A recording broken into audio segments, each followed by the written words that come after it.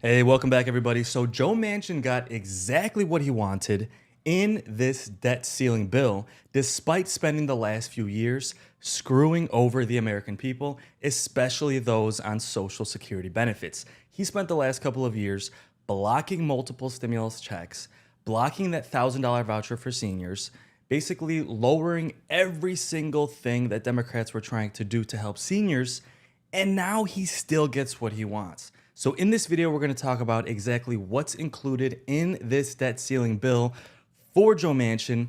We're also going to talk about the fact that there's something in this debt ceiling package which could be bad for Social Security benefits long term as well. As always, guys, if you like this content, like and subscribe. We're also starting a weekly newsletter, and if you guys would like to sign up for that, drop your email in the comments of this video. We'll sign you up for that. That should be launching in the next couple of weeks, and that will be landing directly in your email and will cover social security updates as well as financial news and retirement news as well. So guys, before we jump into what exactly Joe Manchin just did in this debt ceiling deal, let's quickly recap what exactly is in this deal overall, right? And this was genuinely a compromise between Democrats and Republicans, but most people are saying it's really more of a compromise from Democrats, right? Now, first of all, I'm not going to go too deep into this because there's 1,000 videos on this out there. This will be like 2 minutes, and then we'll jump into Joe Manchin, what he just got after screwing the American people over for the last couple of years, as well as how this could affect Social Security benefits long term. But really quickly, unspent COVID-19 money, basically unspent stimulus money. They're going to claw back about a third of that money that hasn't been spent yet. They estimate there's about $90 billion out there that still has not been spent at the state level, and they're going to claw back about 30 billion of that, right? So about a third of that. Now, on the one hand, a lot of people think that's no big deal. The pandemic has technically been officially, labeled as being over.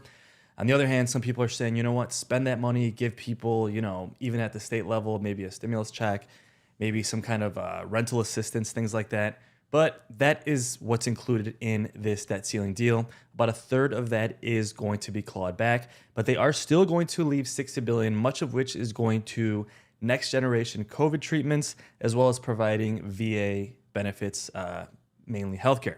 Now, the IRS funding, this has been a massive thing in the news, and this is one of the things that could potentially be bad for Social Security benefits long term. Now, we've talked about it for years, how the trust fund is going to be insolvent over the next 10 years, and really increasing revenues is one of the best things they can do to maintain that solvency, right? And one thing that was included in the Inflation Reduction Act was more funding for the IRS to make sure that they're properly collecting taxes. See, right now, they don't have enough people in the IRS to fully audit everyone that should be audited. So the government is essentially losing out on revenue that should be coming in. So that was included in the Inflation Reduction Act. But as part of this debt ceiling deal, they're going to remove about $20 billion from that additional funding, right? And this is one of the things we'll talk about more later in the video, but this could be bad for Social Security benefits long term because the less revenues coming in generally, especially when it comes to FICA taxes, but even generally, the more of a deficit we're running at, the more you're going to see pressure on social programs, right? Like Social Security, Medicare, Medicaid, unemployment benefits, things like that. So essentially, trimming the fat and not funding the IRS as well as they should is just one more thing that's going to lead to greater deficits, and that is not good for Social Security benefits long term. But we'll talk about that more later in this video. But that's another big thing included in this debt ceiling deal. On top of that, they're also agreeing to end the student loan pause by the very end in August. And essentially, Biden has agreed for the rest of his presidency, he will not put in place any more student loan pauses, right? So that's something they agreed upon. Most people watching my channel are a little bit older, so don't have that many student loans left. Now, one thing that's not getting a ton of attention that is in this debt ceiling deal is the fact that they agreed to make it easier for they made it easier for applications to create natural gas pipelines to get these things approved. They're trying to streamline this to make this easier, right? And this is something that Joe Manchin has been fighting for years. So it's not a massive overhaul, but they're going to make this a little more streamlined. So they're going to say, hey, when someone applies for a permit, this should be done within a year. And with bigger projects, it should be done within 2 years. But what Joe Manchin did, and really this goes back to the Inflation Reduction Act, when he agreed to vote for that to get that done, now President Biden specifically included for him in this bill approving the MVP, the Mountain Valley Pipeline, which is Joe Manchin's flagship project he's been working on for years. And guys, we all know Joe Manchin makes his millions in the coal industry, not only from getting donations from giant companies that are making these pipelines, but he also is a large owner of a natural gas broker as well, right? So he's making money with these transactions. He's also getting massive donors from these companies. And now President Biden literally is allowing them to approve the completion of this pipeline from West Virginia to Virginia without needing the normal regulatory bodies to actually approve it, right? They're basically sidestepping the whole thing and just approving it in Congress, which is not typical, right? This is really, really untypical. So Joe Manchin, as sneaky as he is, as much as he spent the last 3 years blocking multiple stimulus packages, blocking that voucher for seniors that Bernie Sanders wanted to include in multiple packages, right? Blocking potentially the expansion of Social Security benefits, a lot of the things President Biden wanted to do, like increase benefits across the board, especially for folks who are lower income, increase benefits for widows, for people who have been on benefits for over 20 years. All these things that Joe Manchin blocked over the last few years, and quite frankly, even longer, and now he's getting exactly what he wants, right? He is literally getting this Mountain Valley Pipeline approved without needing the permits approved from the normal regulatory bodies. They are literally including this in the debt ceiling deal, right? And we all know that these things get included in the debt ceiling packages. There's things that shouldn't even be in there. But the fact that they're completely avoiding the regulatory bodies is a little bit shady in my opinion, right? And let me know your thoughts in the comments below. But as always, guys, Joe Manchin gets what he wants. Let's take a quick look at this clip. Joe Manchin celebrating the fact that they're approving the pipeline. So let's take a quick look. Hello, I'm United States Senator Joe Manchin. I'm honored to represent our great state of West Virginia, and I am proud to announce that we have finally secured the completion of the Mountain Valley Pipeline and have done so with broad bipartisan support. For more than 9 months, I have worked tirelessly to build consensus and garner the support necessary to finally complete the MVP. Last fall, my bill to complete the Mountain Valley Pipeline received a bipartisan vote on the Senate floor, but failed to receive enough of the Republican support necessary to become law. But it was too important to the energy security of our country to give up. After that, I doubled down to build support by working with Speaker McCarthy, Leader Schumer, White House officials, and my colleagues on both sides of the aisle in the House and Senate to make the case. All right, so basically what Joe Manchin's trying to do here is he's trying to sell this as a bipartisan victory, right? And that is essentially what he runs on, right? He's a centrist, and this is basically what he's going to run on when he runs for re-election next year in 2024. See, last time Joe Manchin was up for election, he won by 0.3%. 0.3%. Joe Manchin needed this victory, right? And at the end of the day, you know how politics works, right? Democrats needed this victory for Joe Manchin as well because they're clinging on to that majority in the Senate. Joe Manchin's up for re-election next year. And what do you think Democrats want, right? As much as they've been frustrated with Joe Manchin, as much as he hasn't wanted to expand Social Security benefits, and he's wanted to cut back on spending, which of course has not been good for the things like Social Security, Medicare, Medicaid, all the different stimulus packages over the last few years, as much as they're frustrated with that, they would rather have him there than a Republican, right? Because with West Virginia being a swing state, basically, it was almost a miracle Joe Manchin won. He won by 0.3%, and this is a massive, massive victory. Not only is it going to line Joe Manchin's pockets, it's going to create thousands of jobs in West Virginia. It's also going to make the unions happy, which, have a ton of sway when it comes to elections, especially in a blue-collar state like West Virginia. And again, it's going to help them really push that bipartisan message like, hey, I'm a centrist. I got these things done. We don't need a Republican. We need a centrist in West Virginia. So essentially, this is a, I scratch your back, you scratch my back kind of play here, right?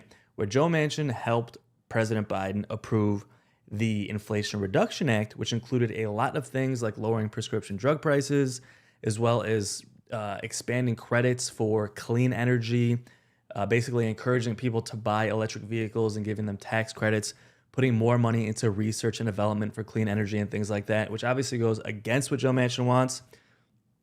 And really what people are thinking is behind closed doors, President Biden said, hey, let's approve the Inflation Reduction Act.